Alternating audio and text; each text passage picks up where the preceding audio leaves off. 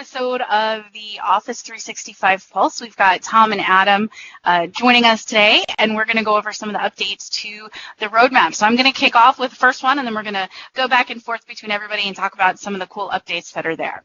And so this item that I'm going to talk about is launched, which means that if you're in, it's general availability, so it's launched, it's been completed, you should see it in your tenant. And this is whiteboards and meeting notes inside of Teams. So this was a feature that did exist in Skype for Business, and now it exists inside of Teams. So it's another one of those features that brings us parallel, so that we can have all of the features and functionality we had in Skype for Business inside of Teams. That's really what they're going for. So this is, whiteboards and meeting notes inside of Teams is now launched. I think it's interesting that Whiteboard is really seeming to take off in terms of, it as an standalone app and the integration that they're starting to do with it. So that'll be interesting to see how all that plays out. Yeah, definitely. I'm just happy to see the parity coming where they're mimicking the features that haven't yet been brought to Teams.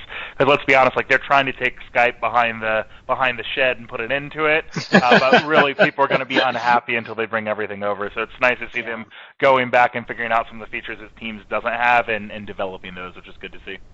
Yeah, most definitely. Most definitely. So the next one on the list doesn't have a whole lot of detail behind it, but it's considered launch now. It's called Better Manage Permission UI. So technically it says making it easy for the users to understand who has access to the content and manage it appropriately. I will say that having worked very closely with the business and answered a ton of questions about permissions and access and stuff like that over the years, anything they can do to make this better will be welcome. So I'm looking forward to seeing exactly how that plays out once it hits our tenant, and then we can figure out how best to work that into training. So that should be a good one. Yeah. And cool. And the next one is SharePoint news pages for page approval. And this is actually going to be an integration with Microsoft Flow. So there'll be a flow that you can configure on your page that's going to let you send the page off for approval before it goes published and is live. And since it's on Flow, you can also take that and then customize it if you need a more in-depth workflow or different things like that. So they've been talking about this one for a while, so I'm really excited to see that this one is launched, and you should see it in your tenants. You should see it in your tenants now. Yay. There was a cool security thing. It's something that they've had before, but they're basically bringing everything together in the Security and Compliance Center. So I don't know if too many people have gone through and messed with this before, but basically there's something they've had called the Action Center. What this does is more or less empowers you as a security-conscious, IT admin of your company to go through and look for users that may be compromised or may be at risk. So what they've now done is they've moved this to the Security and Compliance Center under the Restricted Users section. So if users are doing things that Microsoft potentially finds risky, you can now actually go to this Restricted User section and find users listed there, and they will even potentially do stuff like, okay, well, they were sending some email that didn't look like it would necessarily be them, so we restricted the ability to send externally, things like that. And they also announced in this roadmap update that they're planning on bringing additional action to it. So in the future, you're probably going to see stuff like them recommending, hey, why don't you think about turning on MFA for this user, or why don't you think about having them change their password, stuff like that. Basically bringing some of the power of automation and intelligent learning that they have and pairing that with security, which is a cool trend to see. And again, you're seeing them move towards trying to pull everything together in the Security and Compliance Center, which I think is a good thing as well. I actually have another security one, too, that came out right after that. They actually have something, I thought this was really neat. So I don't know if anyone's heard of features like this. This has been something that's been around Azure Active Directory 4, but it's something that they call risky IP identification. Essentially, if you're running ADFS, or if you have Azure Active Directory Premium P1, that's a mouthful, you actually had a tool called Azure Active Directory Connect Health. This would basically be a tool that ran on your Azure AD Connect server, or that ran in tangent or in parallel to your Azure ADFS server, that did stuff like monitor how healthy the synchronization process was going. Well, one of the things that they've now added with this risky IP identification is to go through and look for behavior that would potentially raise a red flag, similar in the vein to what we just talked about, but from IPs that maybe you don't control. specifically what this is going to do without getting too much into the technical side of it. Say someone's trying to brute force one of your user passwords, or say someone's trying to go through and compromise your system by hacking into it. This now is going to have some intelligence identification to say, hey, this IP's had a whole bunch of login attempts that don't really necessarily make sense. Let's either prevent this user account from being locked out or potentially prevent this IP from trying to connect to us because it's trying to brute force something in. So again, pretty cool security systems you see coming through. You're going to have the Azure AD Premium P1 to get this because it is a feature of the Azure AD Connect Health. But again, pretty cool to see that they have some of this proactive protection where you don't even be aware of what's going on. This is just Microsoft using some of their big brain and big dollars that they have from the cloud and the vast scope of everything they do to say, this behavior is a little sketchy. Let's go ahead and shut this down to make you more safe as a customer and as a user. Love to see stuff like that. Exactly. I fully agree. Next up on the list is Microsoft Teams and data loss prevention. So what they're looking at doing now is applying data loss prevention policies in Microsoft Teams that apply to both messages shared in private chat and channel conversations. This actually sounds really good to us because as part of our SharePoint migration that we're doing a lot of examination about what should be going out into the cloud versus staying on-prem, especially if we're dealing with PHI.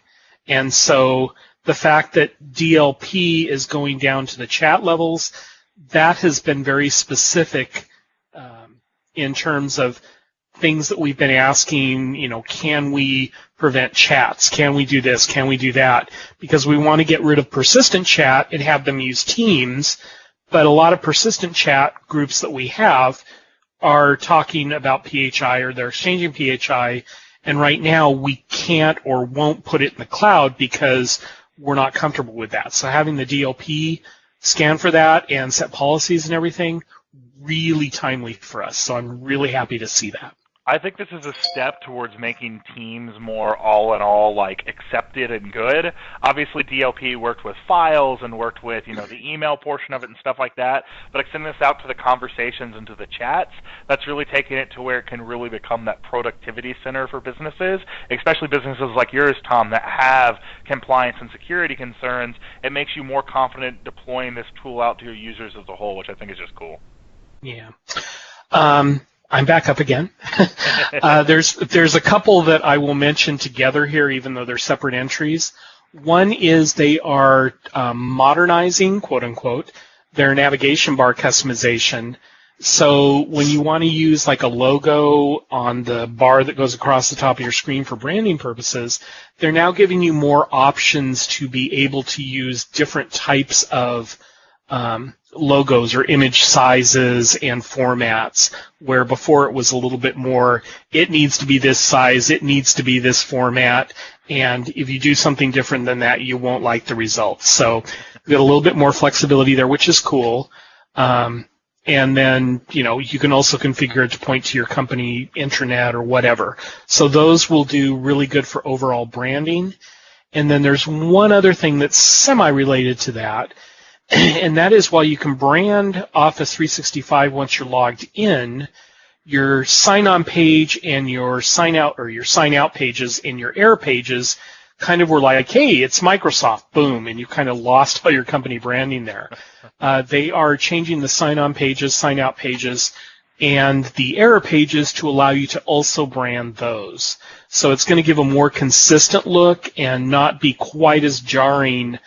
On top of the fact that you have an error and it's jarring anyway, you will at least look like you're still within your client instead of being tossed out into the nether regions and people not quite knowing what's going on. So that I think is a good change. Which is so important because people are getting trained to, if I don't recognize something, I don't want to click on it. I don't want to be on this page. I need to be very aware of where I'm at. And so even on a logout page or an error page or something like that, it's important to still be company branded so they know they're in a safe spot. And so they're starting to do that a lot. Even I saw an entry somewhere where they're working on it even for customizing, sharing emails and stuff like that, so it looks safe and it looks like it's something from my company. And so I'm excited about where they're going with that because that's reinforcing what we're trying to teach our users anyway with just being, cyber safe. Yeah, and that makes a lot of sense too on the email side because we're now doing, like a banner if an email comes from something that's not ourcompany.com type thing, and they have a big banner that says, this is an external email, da-da-da-da-da. And we can override that for certain things, but a lot of times the emails that get generated out of, say, SharePoint or Teams or stuff like that come from Microsoft.com. And so all of a sudden you get this big banner that says, this is an external email. It came from Microsoft.com, and it's telling you, hey, you've been given access to XYZ. So is this part of our phishing campaign, or is this really something that I can click on? If we can start saying, no, this comes from a domain that has our info in it, I think that'll help with some of the adoption issues there. Yeah, definitely cool to see. I had a client that specifically this issue they were angry about because they could brand their sign-in page and make it so their users had no idea they were signing into Office 365, essentially. But the moment something went wrong or they signed off, all of that facade was gone. So just the fact that they're now taking this step, and you guys made an excellent point. There's still other stuff to go, but like to see the direction they're going. Totally. I think it's you, Jennifer. Data investigation solution? Oh, that was actually... Or no, I'm sorry. That's Adam. That was a nerdy Adam's security yelling. one. I'm sorry, guys. Another more security thing. I don't know why I've kind of found my niche in liking the security and compliance stuff, but I'm a nerd and this stuff is cool. So basically, Microsoft has a solution that they call Data Investigation Solutions. What this basically means whenever you're going through and looking at how it actually works in the real world is it's a solution that gives IT admins the ability to search for specific content in their organization and then basically take action to remediate this. So think about this is almost like DLP, but rather than looking for credit card numbers, you can really go through and make this custom to what you need to do and what you're wanting to do for it. So say an organization needs to isolate and remove malicious or sensitive content. Say there's a specific project that you want to go through and get rid of everything. Say there's a merger coming on and you had a whole bunch of documents talking about that now that merger is not going to happen. So you need to remove all that proprietary content that could potentially be there. This basically is going to give you a tool to go through and target specific data that has commonalities, keywords, phrases like that that you need to do. That's not necessarily done in a legal standpoint. So you're not going through and doing an e-content search. You're not going through and doing data loss prevention. But again, this is giving you some auditory tools that you can go through and use as a company in order to better manicure and protect your content in a way that you need that doesn't necessarily go all the way to compliance. But again, I think this is just good as a whole. It's going to give you tools to kind of keep a clean house, if that makes sense, and really to button up loose ends that might exist there otherwise that might not necessarily be HIPAA content. It might more be, oh, well, we don't want this to go out. I could also see this, as weird as this is, say you had something that went around that wasn't good, right? Like say there was some scandal in the office, or like, oh my God, can you believe this person slept with that person? Or, maybe a company, C-level staff got caught insider trading or something. You probably don't want references to that going around inside of your corporate data. So having the ability to go through and search for and, again, manicure some of that information out, I can see definitely a use for that in certain organizations as well. Hopefully no one has a situation where one of their C-level staff got caught insider trading. But, in case you have a tool that's now in development that's coming down the pipeline that will eventually be there that will give you a better ability to kind of manicure some of that content. I'm asking for a friend. Sometimes your examples are a little far off, but that's okay.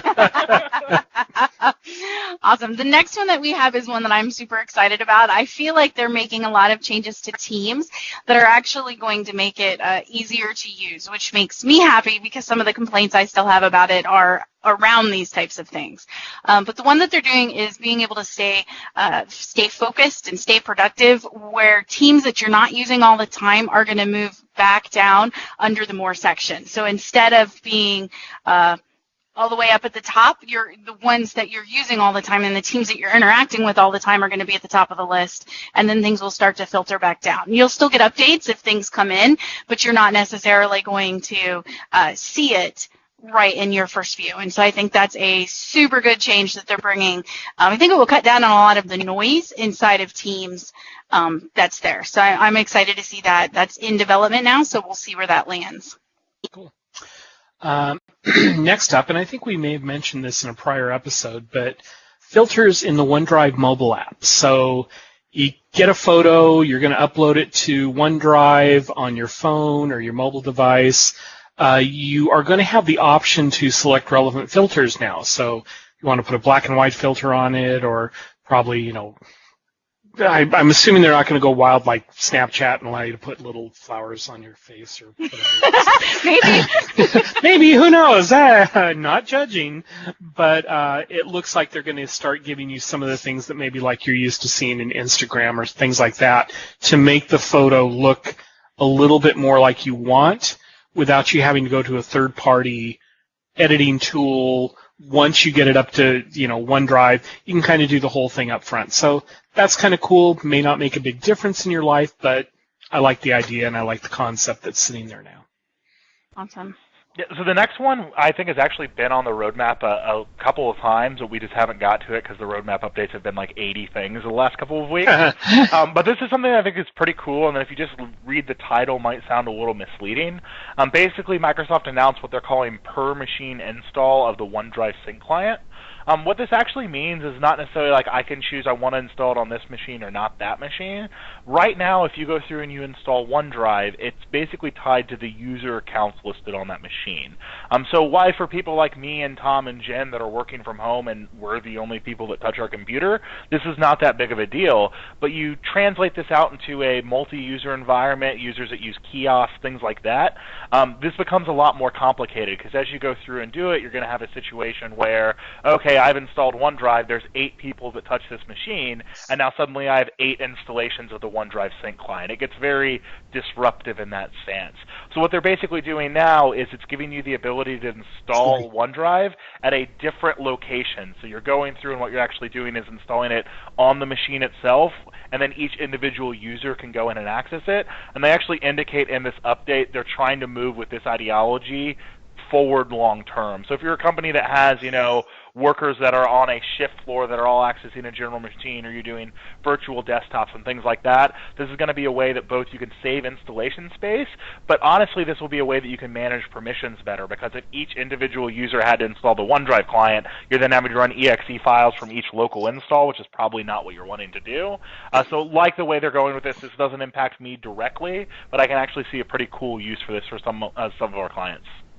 Yeah, I'm kind of excited to see that and see the changes that they have. And that one's in development as well, so we'll kind of see where that one lands.